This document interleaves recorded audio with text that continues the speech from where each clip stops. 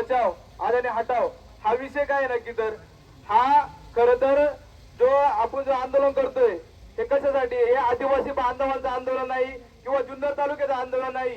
हे खरं तर ज्या छत्रपती शिवरायांनी जी सह्याद्रीमध्ये लढाई केल्या त्या छत्रपती शिवरायांनी इतिहास घडवला तो इतिहास मिटवण्याचं काम खऱ्या अर्थानं हा अदानी सारखा महाभयंकर महाराक्षस या ठिकाणी करत आहे।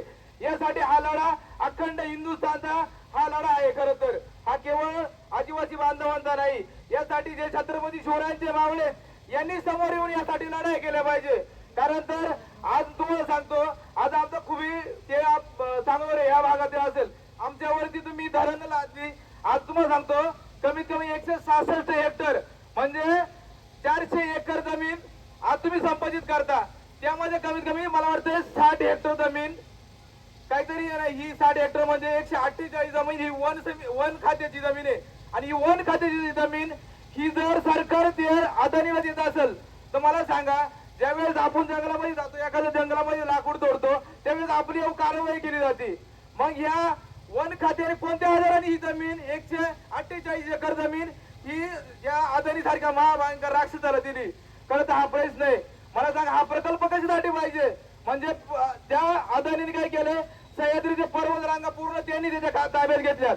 अंबानीने काय केलं कोकण पट्टा घेतलाय।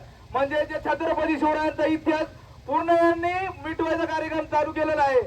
त्यामुळे सर्व जे आपले जे मला वाटते जे महाराष्ट्रामध्ये छत्रपती शिवरायांचे मावळे यांनी या ठिकाणी आलं पाहिजे आणि लढाई केली पाहिजे। यासाठी आपण संघर्ष केला पाहिजे। ईस्ट इंडिया कंपनी मला वाटते 1608 साली भारतामध्ये आली आणि त्यांनी भारतावरती 150 वर्ष राज्य केलं। काय केलं तर ज्यावेळेस ते सुरुवातीला आले त्यावेळेस त्यांनी भारतावरती बंदरे ताब्यामध्ये घेतली, जमीन ताब्यामध्ये घेतली, आर्थिक व्यापार वाढवला त्यांनी आणि त्यावेळेस त्यांनी काय केलं पूर्ण भारत देशावर राज्य केलं। हा अदानी सारखा महाभयंकर राक्षस काय करतोय आज आपले प्रकल्प स्थापन करून जमिनी घेतोय, आर्थिक व्यापार राजकीय याच्यामध्ये राजकीय तो हस्तक्षेप करून उद्या आपल्यावर सुद्धा राज्य करील।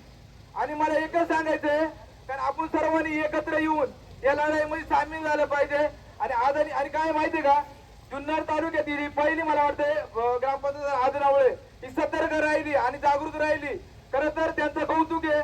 कारण तर काय कारण आपण सुरुवात इथून केली ज्या छत्रपती शिवरायांच्या मावळ्यांनी हद्दपार केला पाहिजे अदानीला आणि खरं त्या तरच ही सह्याद्री राहील। अधिकचं काही न बोलता मी या ठिकाणी थांबतो।